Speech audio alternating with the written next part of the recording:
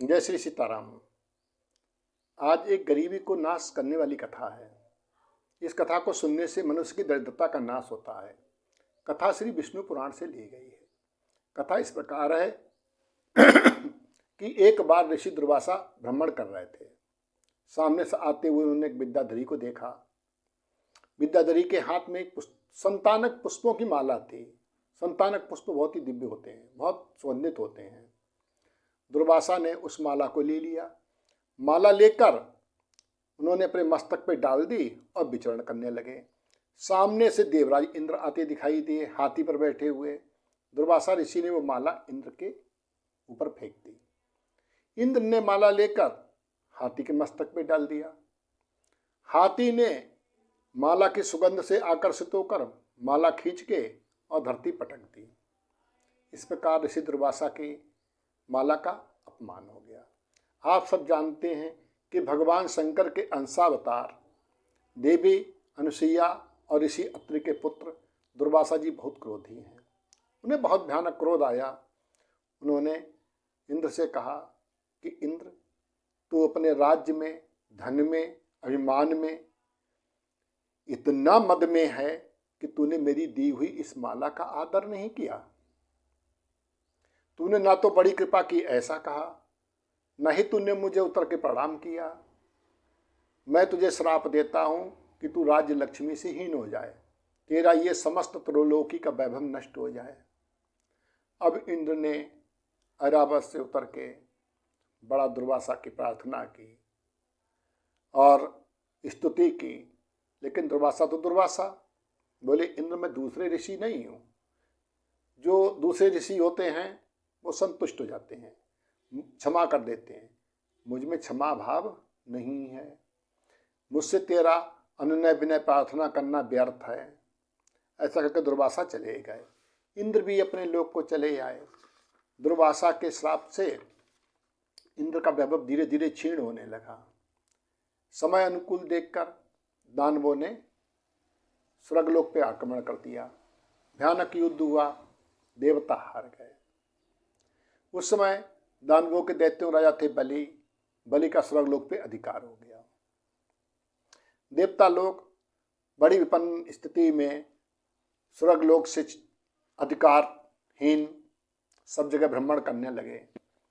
ये देखकर माता अदिति को बहुत दुख हुआ। कश्यप ऋषि से प्रार्थना की। इधर देवताओं ने सबने जाकर ब्रह्मा जी से प्रार्थना की। ब्रह्मा जी सब देवताओं और भगवान शंकर को लेकर क्षीर सागर के उत्तरी तट पे गए। वहाँ सबने भगवान नारायण की बहुत प्रार्थना की। भगवान नारायण संतुष्ट हुए। बोले, हे देवताओं, मैं तुम्हारा हितकारी करूँगा। मैं तुम्हारे सबके बल वृद्धि को बढ़ाऊँगा, लेकिन तुम्हें अपना कार्य भी स्वयं करना होगा। तुम जाकर दैत्यों से संधि करो। इंद्र बोले, महाराज ये कैसे संभव है? भगवान बोले, ये ठीक वैसे ही संभव है कि ऐसे अनेकों कथानक आते हैं जिसमें अपनी स्वार्थ सिद्धि के लिए प्राणियों ने अपने विरोधी पक्ष के लोगों से भी संधि की है। जैसे एक सर्प ने संकट आने पर चूहे से भी संधि कर ली थी। तुम दानवों से संधि करो और तुम लोग मिलकर समुद्र मंथन का उपाय करो। मैं तुम्हारी सहायता करूंगा। वहां से तुम्हें अमृत प्राप्त होगा। अमृत पीने से तुम सब बलवान और तेज युक्त हो जाओगे। तब तुम उन असुरों को जीत सकोगे। भगवान की ऐसी प्रेरणा सुनकर देवता लोग आए और दैत्यों से मिलने गए। दैत्यों गुप्तचर ने महाराज बलि को सूचना दी कि देवता सब आ रहे हैं, पता नहीं किस मनोरथ से। कहा वो सब निशस्त्र हैं, निहत्थे। कुछ दैत्यों के मंत्री थे, उन्होंने कहा यह बहुत अच्छा अवसर है, देवता आ रहे हैं, इनको सबको पकड़ कैद कर लो, मारो पीटो और इनको खूब ताड़ना दो। हमारी शत्रुता हमेशा के लिए मिट जाएगी, देवता हमारे कैदी हो जाएंगे और हमारा वैभव हमेशा रहेगा। किंतु दैत्यराज बलि अत्यंत ज्ञानी, परम ज्ञानी, धर्मात्मा थे। उन्होंने कहा भाई बेशक देवता हमारे शत्रु हैं, किंतु जब वो हमारे यहाँ आए हैं तो हमको शत्रुता भाव नहीं रखकर उनका पहले मनोभाव जान लें, उनका भाव क्या है, तदनुरूप हम वैसा व्यवहार करेंगे। देवताओं को सबको आदर के साथ बुलवाया, उनको आसन आदि देकर उनका स्वागत सत्कार किया। राजा बलि बोले, हे देवगणों, अपने आने का कारण बताओ, हम तुम्हारा क्या प्रिय कर सकते हैं और किस मनोरथ से आए हो। देवराज इंद्र बोले, दैत्यराज, हम आपस में भाई हैं, हमारी आपकी माता अलग अलग बेशक हैं किंतु पिता एक ही हैं। ये राज्य धन संपत्ति के लालसा ने ही हमको एक दूसरे विरोधी बना दिया है। अब हमारे मन में ऐसा भाव उत्पन्न हुआ है कि आप सब हमारे बड़े भाई हैं, आप राज्य करें और हम अपने परमात्मा का भजन करेंगे। हम इस बैर विरोध को हमेशा के लिए मिटा देना चाहते हैं, क्योंकि आपस की फूट से व्यक्ति का हमेशा पराभव ही होता है। इसलिए हम आपस का ये युद्ध झगड़ा मिटा देने के लिए आपसे संधि का प्रस्ताव लेकर आए हैं। आप राज्य करें, हमें स्वर्ग की या अन्य किसी भोगों की कामना नहीं है। दैत्यराज बलि और अन्य दैत्यों ने उनकी बात का अनुमोदन किया, कहा ये तो बहुत सुंदर बात है, युद्ध मिट जाए, हम लोगों में परस्पर प्रेम हो, ये तो बहुत ही उत्तम बात है। ऐसा निश्चय करके उन्होंने देवराज इंद्र का और अधिक मान सम्मान किया। उसके बाद देवराज बोले महाराज, हम लोग परम बलशाली हैं, हमारा बल आपस के युद्ध में ही क्षीण हुआ है, क्यों ना हम ऐसा करें कि जो प्रकृति में समुद्र में बहुत ही दिव्य पदार्थ हैं, हम उनको प्राप्त करने का उद्योग करें। बलि ने पूछा क्या? बोले समुद्र में बहुत से दिव्य रत्न समुद्र के अंतर हैं, हम समुद्र मंथन करेंगे। बलि ने कहा समुद्र मंथन होगा कैसे? देवराज इंद्र बोले, इसका उपाय है, हम वासुक नाग से प्रार्थना करके उनको नेति बनाकर और मंदराचल पर्वत को लाकर उसकी मथानी बनाकर हम समुद्र का मंथन करेंगे और उस मंथन से अनेकों दिव्य सदियां और दिव्य पदार्थ निकलेंगे। राजा बलि ने कहा ठीक है। ये बात दानवों दैत्यों को जच गई, उन्होंने कहा ठीक है। इसके बाद गए देवता, वासुकी नाग से प्रार्थना की और वासुकी नाग को नेति बनाने के लिए तैयार कर लिया। नेति जो मथानी के लिए रस्सी होती है। इसके बाद देवता और दैत्य दोनों गए, उन्होंने मंदराचल पर्वत को उखाड़ लिया और उसको लेकर चले। मंदराचल इतना भारी था कि कुछ ही दूर चले थे कि वो उनके हाथ से गिर गया और उसके नीचे दबने से बहुत तेरे देव दानवों के अंग भंग हो गए, हाथ पैर टूट गए। ऐसी स्थिति देखकर दोनों हिम्मत हार गए कि इस मंदराचल को लेकर हम नहीं जा सकते हैं। तब उन्होंने भगवान की प्रार्थना की, भगवान प्रकट हुए और भगवान ने मंदराचल को अपने हाथ पे उठाकर और गरुड़ पे बैठ के चल दिए, कहा दोनों पक्ष मेरे साथ आओ। वस्तुतः समुद्र मंथन तो भगवान की एक लीला थी। एक कारण ये भी था कि भगवान की ससुराल है समुद्र में, सागर में। सागर सुता लक्ष्मी जी उसमें अपने मायके में थी।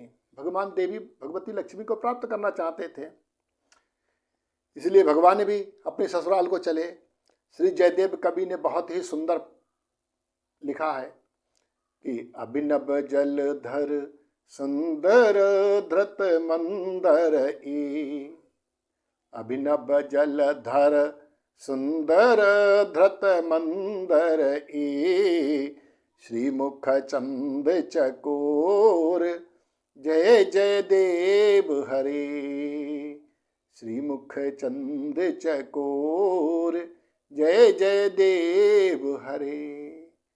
श्री देवी श्री जी का, लक्ष्मी जी का मुख चंद्रमा है और भगवान उसके चकोर हैं।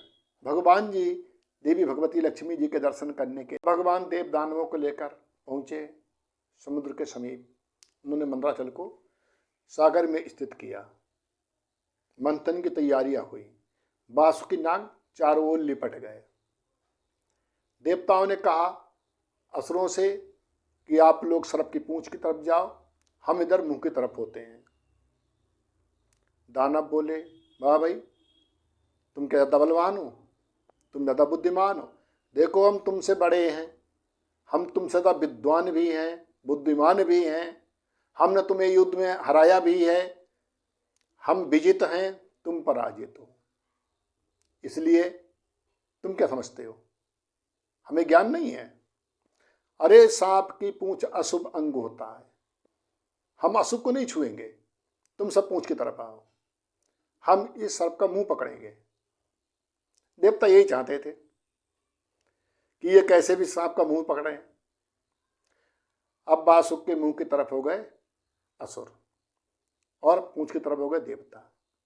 मंथन जैसे प्रारंभ हुआ, मंदराचल अपने बोझ से समुद्र में धंसने लगा, डूबने लगा। उन्होंने कहा हो गया मंथन, अब क्या होगा। भगवान एक रूप कच्छप का बनाकर कमठ रूप में भगवान आए और मंदाचल पे अपनी पीठ टिका दी, आधार बन गए। बहुत विशाल कच्छप, ये भगवान कच्छप अवतार हुआ। बोलो कच्छप भगवान की जय। उसके बाद जब मंथन प्रारंभ हुआ, मंदाचल ऊपर उठने लगा, तब भगवान अजित रूप में ऊपर से अपने एक हाथ से दबा के रखा। अब देखिए मंथन की जो स्थिति है, कच्छप रूप से मंदराचल के आधार में भगवान, अजित रूप में ऊपर से भगवान मंदराचल को दबाते हुए, और देवता और दानव दोनों ओर अपनी शक्ति का संचार करके और भगवान मंथन कराने लगे। वासुकी नाग में भी अपनी शक्ति का संचार और निद्रा का प्रवेश दिलाया, जिसे वासुकी आराम से सो गए। मंथन प्रारंभ होने पर वासुक के मुंह से बहुत तीव्र जहरीली वायु श्वास छूटने लगी, फुसकारने लगे वासुकी। उस जहरीली श्वास से झुलस कर सभी दानव काले हो गए, झुलस गए, जैसे आग में कोई जल जाते, झुलस जाते। उनकी शक्ति धीरे धीरे कम होती रही, देवताओं की शक्ति बढ़ती रही, उधर कोई कष्ट की बात थी नहीं। मंथन हुआ, देवता दानव दोनों थक गए, कोई फल नहीं प्राप्त हुआ। अब भगवान स्वयं एक रूप में इधर, एक रूप में इधर, दोनों तरफ से अपनी बाहों से विशाल रूप मंथन करने लगे। मंथन होने पर सर्वप्रथम प्रकट हुआ एक बहुत ही भयानक विष, हलाहल विष। विष इतना तीव्र ऐसे बढ़ने लगा, पूरे संसार को जला के डुबो देगा। विष की ज्वाला इतनी प्रबल थी कि उसमें सब झुलसने लगे। अब उन्होंने हो गया मंथन, अब तो इस विष से ही सब मरेंगे, पूरी सृष्टि नष्ट होगी। इस विष का समाधान क्या है? तो भगवान महादेव, भगवान शिव से प्रार्थना की, हे भूतेश्वर, हे भोलेनाथ, आप सबसे प्रथम पूज्य हैं, ये समुद्र का प्रथम रत्न जो प्रसाद रूप में हम आपको ही समर्पित करते हैं, आप कृपा करो। हे दीनबंधु दया के सिंधु। भगवान शिव उनकी प्रार्थना से प्रसन्न हुए। भगवान शिव ने उस जहर का पान कर लिया और भगवान ने अपने कंठ में ही रखा, क्योंकि भगवान के हृदय में भगवान नारायण वास करते हैं। हृदय में भगवान नारायण कोई कष्ट ना हो और बाहर जगत में किसी प्राणी कोई कष्ट ना हो, इसलिए भगवान शिव ने उस विष को ना तो बाहर छोड़ा और ना ही अंदर आने दिया। कंठ में धारण करने के कारण भगवान शिव नीलकंठ बने। नीलकंठ महादेव की जय। विष बाधा नष्ट होने पर फिर से मंथन प्रारंभ हुआ। उसके बाद धीरे धीरे समुद्र से दिव्य रत्न प्रकट होने लगे। ऐरावत हाथी, उच्च श्रवा घोड़ा, रंभा आदि अप्सराएं, कामधेनु गाय, कौस्तुम मणि इत्यादि इत्यादि बहुत से रत्न प्रकट हुए। वारुणी देवी प्रकट हुई। उसके बाद श्री जी महाभगवती देवी लक्ष्मी जी स्वर्ण कमल पर बैठकर प्रादुर्भूत हुई। अब उनको देखकर देवता, दानव, जो ऋषिगण और सब ऊपर से देख रहे थे समुद्र मंथन के लिए, उनमें कुतूहल हो गया, ये कौन है, ये कौन है। जब जाना ये भगवती जगदम्बा पराम्बा आदिशक्ति महालक्ष्मी हैं। सबने उनकी जय जयकार की। दिग्गजों ने स्वर्ण कलशों से स्नान कराया, समुद्र ने उनको माला दी, विश्वकर्मा जी ने आभूषण दिए, सभी ने अपने अपने सामर्थ्य योग्य देवी भगवती की भेंटें दी, उनकी स्तुति की। भगवती महालक्ष्मी भगवान के हृदय में पधारी। फिर मंथन प्रारंभ हुआ। उसके बाद में भगवान धन्वंतरी हाथ में अमृत कलश लेकर प्रकट हुए। अमृत प्रकट होते हुए अब उनमें छीना झपटी मच गई। एक असुर अमृत कलश लेके भाग खड़ा हुआ, दूसरे उसके पीछे पीछे, सब में होड़ लग गई। अब हम पिएंगे, पहले हम पिएंगे। कोई अपने आप को उम्र में श्रेष्ठ बता रहा कि हम आयु में बड़े हैं, कोई कह रहा हम बलवान अधिक हैं, कोई कह रहा हम बुद्धिमान अधिक हैं, कोई कह रहे भाई हम तुम्हारे रिश्ते में बड़े हैं, हम तुम्हारे चाचा हैं, हम तुम्हारे ताऊ हैं, हम तुम्हारे गुरु हैं, हम तुम्हारे फूफा हैं, हम तुम्हारे मौसा हैं। इस तरीके से सब अपने अपने को पहले पीने का प्रमाण दे रहे थे अमृत का, पहले हम पिएंगे, लेकिन मिला किसी को नहीं। अब छीना झपटी में देवताओं ने विचार किया, भाई छीना झपटी हम तो कर नहीं पाएंगे इनसे, तो वैसे बलवान है, उग्र हैं, क्रोधी हैं। तो देवता लोग कह रहे भाई हम तुम एक ही पिता की संतान हैं, हमने दोनों लोगों ने मिलकर परिश्रम किया है, समुद्र मंथन किया, इसलिए हम दोनों लोग ही आपस में मिलके पिए। और जो कमजोर असुर थे जिन्हें लग रहा था कि हमको नहीं मिलेगा, वो भी देवताओं के हाँ में हाँ मिला रहे थे कि हाँ भाई बिल्कुल ठीक है, आपस में मिलजुल के ऐसे लड़ाई झगड़ा ठीक नहीं है, खींचातानी ठीक नहीं है। इस प्रकार से ये घटना चली रही थी। तब तक भगवान एक बहुत नए स्वरूप में, अत्यंत सुंदरी स्त्री के रूप में मोहिनी अवतार धारण करके पधारे। बोले मोहिनी भगवान की जय। भगवान आए, भगवान को देखकर, अब भगवान तो भगवान, ऐसी विचित्र सुंदरता महाराज की कभी ना किसी ने देखी न सुनी। जिसके हाथ में अमृत कलश था वो भी अपने आप को भूल गया, बाकी तो सब भूल ही गए अपनी स्थिति को। देखने लगे टकटके लगा करके, ये कौन है, ये देवी कहाँ से आई है, ऐसे ना तो कभी पहले देखी सुनी। परिचय जानना चाहा, देवी आप कौन है।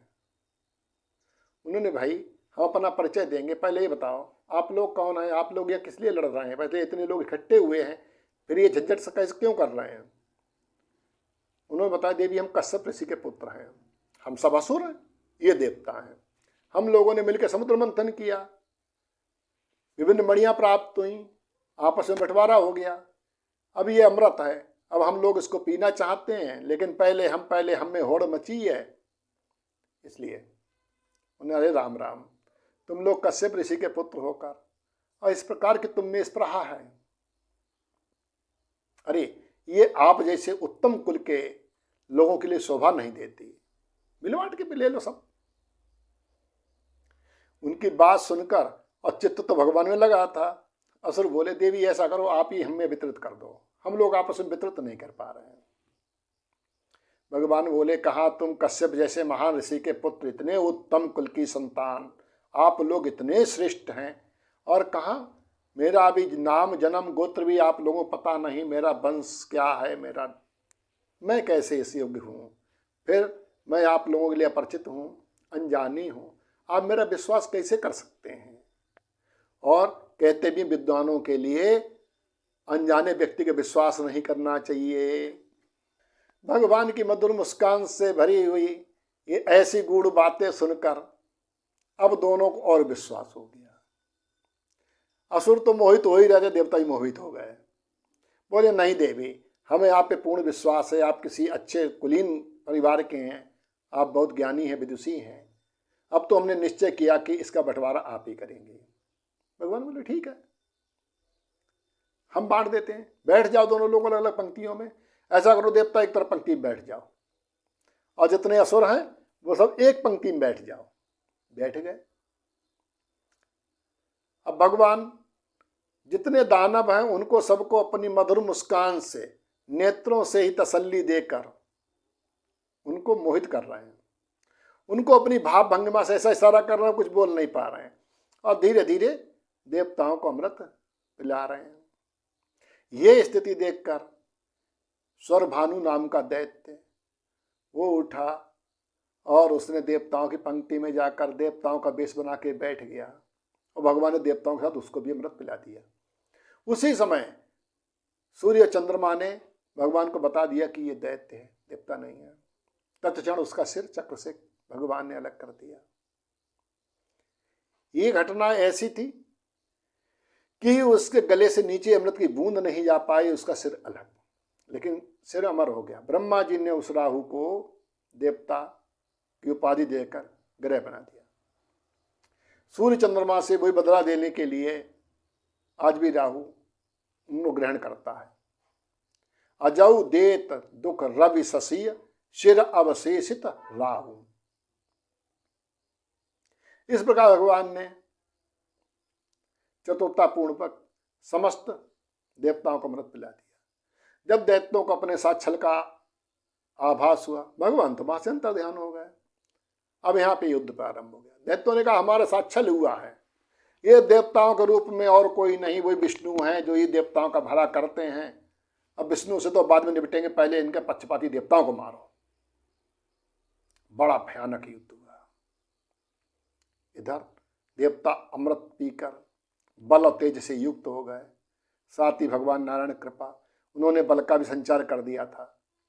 ऐसा भयानक देवासुर संग्राम हुआ कि उसमें देवताओं की विजय हुई और दानव या तो मारे गए या वहां से जान बचा के भाग गए। देवराज इंद्र को स्वर्ग के राज्य की प्राप्ति हुई, और जब इंद्र को राज्य की प्राप्ति हो गई तब उन्होंने भगवती महालक्ष्मी की स्तुति की। नमस्ते सर्वलोकानां जननीभ्य संभवाम श्रीमुनीन्द्र पद्माक्षी विष्णु भक्तिस्थल स्थिताम पद्मालयां पद्मकरां पद्मपत्र निवेक्षणां वंदे पद्मुखी देवी पद्मनाभ प्रियामहम्। त्वं सिद्धिस्त्वं सुधा स्वाहा सुधा त्वं लोकपावनी संध्या रात्रि प्रभा भूतिर्मेधा श्रद्धा सरस्वती। यज्ञ विद्या महाविद्या गोविद्या च शोभने आत्मविद्या च देवी त्वं विमुक्ति फलदायिनी। आनिवीक्षिकी त्रयीवार्ता दंडनीति स्मे वचा सौम्या सौम्ये जगद्रूपे अस्ति देवी पूरितम्। का त्वन्या त्वामृते देवी सर्वयज्ञमयं वपु अध्यास्ते देवदेवस्य योगचिन्त्यं गदाभृत। त्वया देवी परित्यक्तं सकलं भुवनत्रयं विनष्टप्रायं भवत्यदानी समेधितं।